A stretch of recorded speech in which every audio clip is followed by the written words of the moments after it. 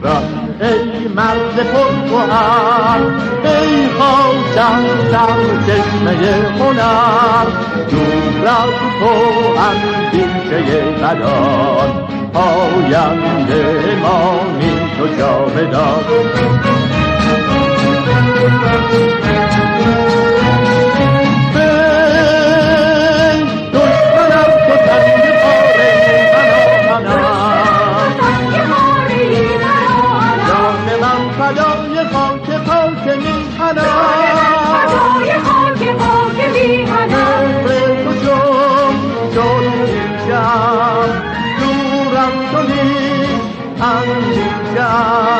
در راه تو کی ارزشی دارد این جان ما، پاینده باد خاک ایران ما.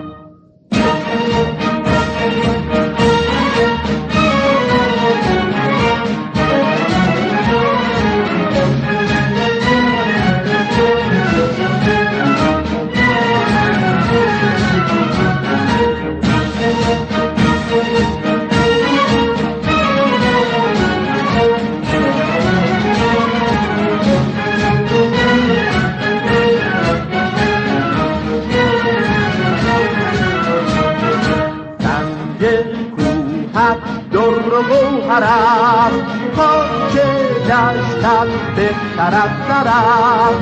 مهرم از دل کی برون کنم، بر کوهی مهر تو چون کنم.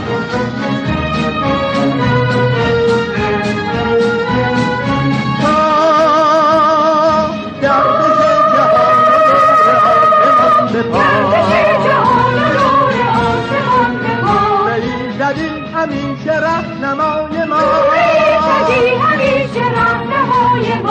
مهر تو چون شد دیشم، دورم کنی اندیشم. در راه تو کی ارزشی دارد این جان ما، پاینده باد خاک